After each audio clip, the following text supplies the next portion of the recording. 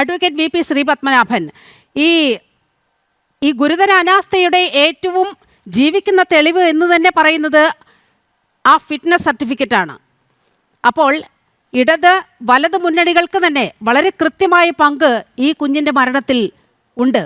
ഒരു സിസ്റ്റത്തിൻ്റെ പരിപൂർണമായ വീഴ്ച അത് നമുക്കിവിടെ കാണാൻ കഴിയുന്നുണ്ട്. പക്ഷേ അത് അഡ്മിറ്റ് ചെയ്യുന്നതിന് പകരം ഉത്തരേന്ത്യയിൽ അങ്ങനെയല്ലേ, അതൊക്കെ ഇന്ത്യ സഖ്യകക്ഷികൾ ഭരിച്ചിരുന്ന കാലത്തൊക്കെ ആയിരിക്കാം അദ്ദേഹം പറയുന്നത്. പക്ഷേ കാലം കുറേ മുന്നോട്ട് പോയി, അത് അദ്ദേഹം മനസ്സിലാക്കുമെന്ന് കരുതുന്നു. അപ്പോൾ ഈ വീഴ്ച ആരുടേതാണ്? ഈ വീഴ്ച പൂർണ്ണമായും ഏറ്റെടുക്കാൻ പോലും ഇവർക്ക് കഴിയുന്നില്ല എന്നത് അങ്ങേയറ്റം ഖേദകരമല്ലേ? ഇവിടെ ഒരു ഉദ്യോഗസ്ഥൻ്റെ ഭാഗത്തല്ലേ ഒരു HMൻ്റെ ഭാഗത്ത് മാത്രമല്ല വീഴ്ച സംഭവിച്ചിട്ടുള്ളത്. ഇവിടെ ഒരു സ്കൂൾ കോമ്പൗണ്ടിനുള്ളിലൂടെ ആ കോമ്പൗണ്ട് ക്രോസ് ചെയ്തുകൊണ്ട് ഒരു സ്വകാര്യ വ്യക്തിയുടെ ആവശ്യാർത്ഥം പോകുന്ന ഇലക്ട്രിക് ലൈൻ അത് കടന്നു പോകാൻ പാടില്ല എന്നുള്ളത് ഞാൻ മനസ്സിലാക്കിയിടത്തോളം കേരളത്തിലെ സ്കൂളുകൾക്ക് ബാധകമായൊരു നിർദ്ദേശമാണ്. ആ നിർദ്ദേശം ഇവിടെ ലംഘിക്കപ്പെട്ടിട്ടുണ്ട്. 1, 2 ആ ഇലക്ട്രിക് ലൈൻ പ്രോപ്പർലി മെയിൻറ്റെയിൻഡ് അല്ല. ആ ഇലക്ട്രിക് ലൈൻ അത് വളരെയധികം താഴെ അത് തൂങ്ങിക്കിടക്കുന്ന ഒരവസ്ഥയിലാണ്. 2, ഈ ബിൽഡിങ്ങിനോട് ചേർന്നൊരു സൈക്കിൾ ഷെഡ് നിർമ്മിക്കുന്നു. ആ സൈക്കിൾ ഷെഡ് നിർമ്മിക്കുന്നത് ഈ ഇലക്ട്രിക് ലൈനിൻ്റെ നേരെ താഴെയാണ്.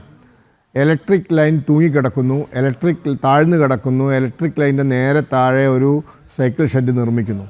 അങ്ങനത്തെ ഒരു സാഹചര്യത്തിൽ ഈ ഇലക്ട്രിക് ലൈൻ അവിടുന്ന് ഒഴിവാക്കേണ്ടത് അത് ഇലക്ട്രിസിറ്റി ബോർഡിൻ്റെ കൂടി നിർദ്ദേശമാണ്. ഇപ്പോൾ ഒരു പരിധിക്കപ്പുറം ഇലക്ട്രിക് ലൈനോട് ചേർന്നുകൊണ്ട് ബിൽഡിംഗ് നിർമ്മിച്ചാൽ ആ ബിൽഡിങ്ങിന് വൈദ്യുതി കണക്ഷൻ കൊടുക്കാത്ത നിലപാടെടുക്കുന്നത് കേരളത്തിലെ KSEB ചെയ്യാറുണ്ട്. അങ്ങനെ ഞാൻ തന്നെ നേരിട്ട് പല സ്ഥലത്തും കണ്ടിട്ടുണ്ട്. KSEBയുടെ എക്സിസ്റ്റിംഗ് ലൈനിൻ്റെ ഒരു നിശ്ചിത അളവിൽ ദൂരപരിധി പാലിക്കാതെ നിർമ്മിച്ച ബിൽഡിങ്ങുകൾക്ക് KSEB ഇലക്ട്രിക് കണക്ഷൻ കൊടുത്തിട്ടില്ല. മാത്രവുമല്ല പഞ്ചായത്തിൻ്റെ ഭാഗത്ത് നിന്ന് നമ്പർ ഇട്ട് കൊടുക്കാനും മടിയുണ്ടായിട്ടുണ്ട്. അങ്ങനെ പഞ്ചായത്തിന് നമ്പർ കിട്ടാത്തത് കൊണ്ട് ഇലക്ട്രിക് കണക്ഷനും കിട്ടിയിട്ടില്ല. അപ്പോൾ ഇവിടെ ഇലക്ട്രിസിറ്റി ബോർഡിൻ്റെ ഭാഗത്തു നിന്നും ഗുരുതരമായ വീഴ്ചയുണ്ടായിട്ടുണ്ട്. സ്കൂൾ അധികാരികൾ പറയുന്നത് KSEBയോട് ഈ കാര്യം പറഞ്ഞിരുന്നു, അവരത് മാറ്റാൻ തയ്യാറായിട്ടില്ല എന്നുള്ളതാണ്. അത് ഒന്നാമത്തെ വിഷയം. 2, ഇങ്ങനെ ഒരു ഇലക്ട്രിക് ലൈനിൻ്റെ താഴെ ഷെഡ് കെട്ടിയ വിഷയം.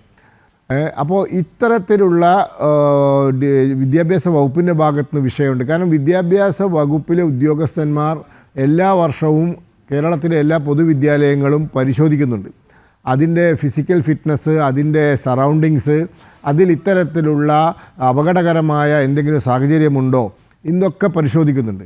അപ്പോൾ ഇതൊക്കെ ലക്ഷക്കണക്കിന് രൂപ ചെലവഴിച്ചൊരു മതിൽ കെട്ടേണ്ട ആവശ്യം ഇവിടെ ഇല്ല, അല്ലെങ്കിൽ മറ്റൊരു സംവിധാനം ഏർപ്പെടുത്തേണ്ട ആവശ്യമില്ല. ഒരു സ്വകാര്യ വ്യക്തിക്ക് കൊടുക്കുന്ന കണക്ഷൻ അത് മാറ്റി സ്ഥാപിക്കാൻ KSEB വിചാരിച്ചാൽ സാധിക്കും.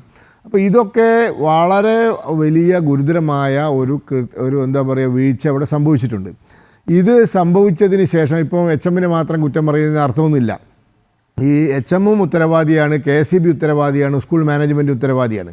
ഇവിടെ മനസ്സിലാക്കേണ്ടത്, ഇവിടെ കേരളത്തിലെ വിദ്യാഭ്യാസ രംഗം ഇന്ത്യയിലെ നമ്പർ 1 ആണ്. ഈ നമ്പർ 1 പറഞ്ഞ് നടക്കുന്നതാണ് ഇവിടുത്തെ കുഴപ്പം. അവിടെ അങ്ങനെയില്ല, ഇവിടെ ഇങ്ങനെയില്ല. ഇപ്പം ഞാൻ ഒരു ചെറിയ കണക്ക് പറയാം. ഇന്ത്യയിൽ 2024 വിദേശത്തേക്ക് പഠിക്കാൻ പോയ വിദ്യാർത്ഥികളുടെ എണ്ണം 13,30,000 അതിൽ 2.5 ലക്ഷം കേരളത്തിൽ നിന്നാണ്. എന്ന് വെച്ചാൽ കൃത്യം 18%. ഈ ഇന്ത്യയിലെ ജനസംഖ്യയിലെ 2.5% മാത്രം ജനസംഖ്യയുള്ള കേരളത്തിൽ നിന്നും 18%, അതായത് മൊത്തം വിദേശത്തേക്ക് പഠിക്കാൻ പോയ വിദ്യാർത്ഥികളിൽ 18% ഈ കേരളത്തിൽ നിന്നാണ്.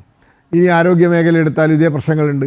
അപ്പോൾ നമുക്ക് ഒരുപാട് പ്രശ്നങ്ങളുണ്ട്. അതെന്തുകൊണ്ടാണെന്ന് വെച്ചാൽ ഒരു കാലത്ത് ഇന്ത്യയിലെ മറ്റു സംസ്ഥാനങ്ങളെ അപേക്ഷിച്ച് വിദ്യാഭ്യാസ മേഖലയിലും ആരോഗ്യ മേഖലയിലും നമ്മൾ വളരെ മുന്നിൽ പോയിരുന്നു.